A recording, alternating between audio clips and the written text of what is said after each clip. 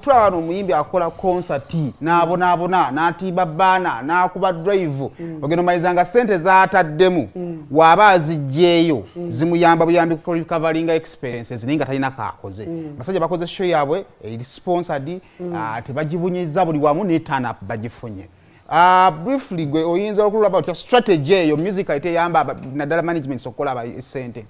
Sayimo twogedde nnyo ku kintu kya structure n'abayimbi baana abasinga tebawulira. Omuntu okeera ku matya n'ozimba structure esobola okuyamba okutuusa ebintu biki bingi. Olwaleero bwe tutunuulira Swangz Avenue yo nga yo,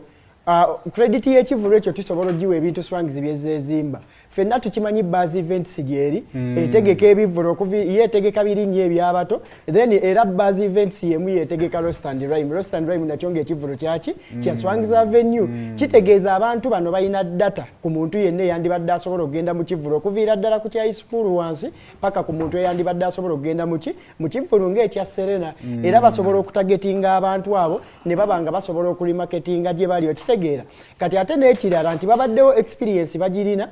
zenga bategeka ebivulu ebyenjawulo okuviira ddala ng'etubagaye ku biri ebyabato then nabino ebyabakulu bye bakola ki bye bateeka kati omuntu trust agibawa nti bwe babanga be bategese kitegeeza ekivulu bagenda kutuweera ddala VIP experience oli ayinza n'okugamba eyinza okuba yeefaananyizaako n'ekivulu kiri ekyabwe batera okukola ki mwe batera okugenda kino kiva kuba nti bava mu bintu by'okudduka ku street ng'omuyimbi owa bulijjo ne bakeera ku matya Benoni ne Julius mbakuleditinga nnyo ku kintu ekyo ne bazimba brand Swangz Avenue ne bagiteerawo emirandira ne bagiteerawo structures kwesobola obbanga ekola kinga ekulira nti olwaleero mu nsi eno gye tulagamu mu generation eno gye tulimu data kintu kikulu nnyo ate engeri y'okustowalinga mu data nayo nyangu jjukira tickets ziri eza roast and rhyme zigulibwa online n'ebivulu ebirala baazi eri involved in tickets zigulibwa ki online kitegeeza omuntu ogula ticket online yaba akuwadde email ye oba osobola okuba